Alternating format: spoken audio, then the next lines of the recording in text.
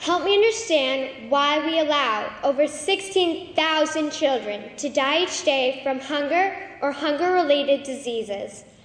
Help me understand why it is acceptable for the 0.1% to control majority of global resources, while 6 million children die of starvation every year.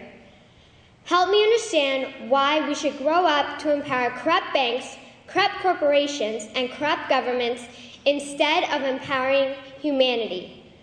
Please explain to me why we should value power and profit instead of people.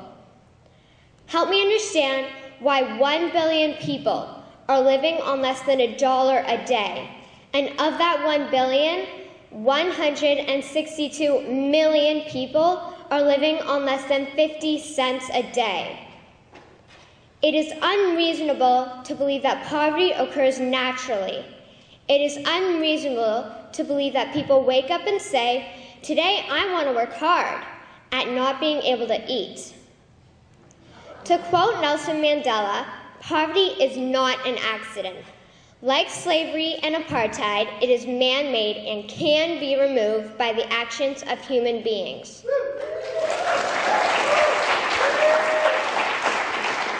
So if poverty is not an accident, then what is causing this pandemic we call poverty? It is the point of this speech to argue that a corrupt and violent group of people, through the use of governments, banks, and corporations, are causing the poverty we are seeing in our world. Allow me to explain how globalized banking is causing poverty, why this should matter to us, and how we can change it.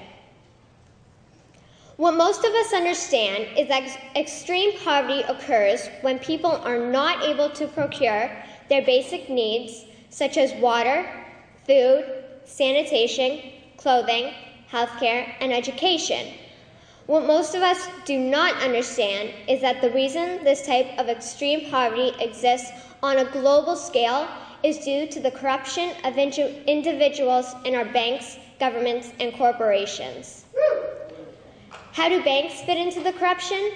They are the credit creators. Nations access this credit, which creates the debt money that will be owed back to the bank. Attached to this debt money is compounded interest. This interest can never be repaid because the only ones allowed to create money is the banks.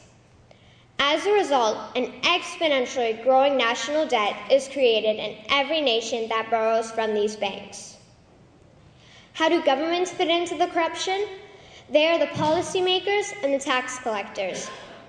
The corrupt politicians create policies that benefit the corrupt banks and corporations. These same politicians create taxation policies that lead to wealth redistribution from the poor to the wealthy bankers.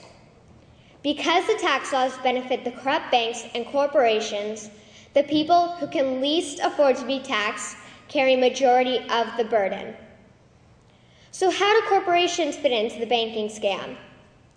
Organizations like the World Bank, the IMF, and the WTO convince countries who are resource wealthy to participate in their centralized banking scam. Government leaders who will not support the banks are forced out and new leaders are put in. These leaders are paid to participate to the detriment of their country. These countries are then destroyed through the looting of their resources, the enslavement of the people, and the denial of benefiting from the profits derived from their own country's resources.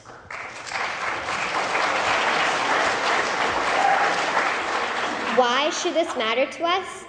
It matters because if you and I were in a state of extreme poverty, we would want someone to save us from those imposing their corrupted will upon us.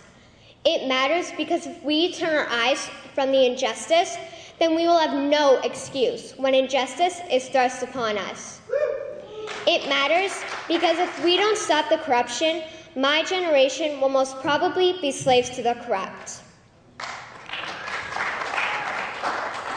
How can we change our present course? One option is that every nation creates its own bank owned by the people and quickly phase out the banks that are subject to the policies of the BIS. Second, close down the entire global centralized banking scam.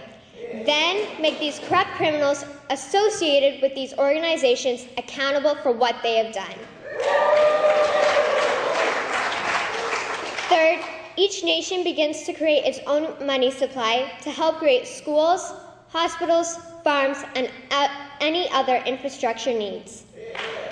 Any and all profit will go to the people and not private global corporations. In conclusion, we could begin to remedy the issue of poverty as well as other key issues such as the environment, energy, health, and education simply by stopping these corrupt individuals and groups. Albert Einstein once said, "The world as we have created it is a process of our thinking. It cannot be changed without changing our thinking." So let us change our thinking on governments, banks, and corporations so we can eradicate extreme poverty. Thank you.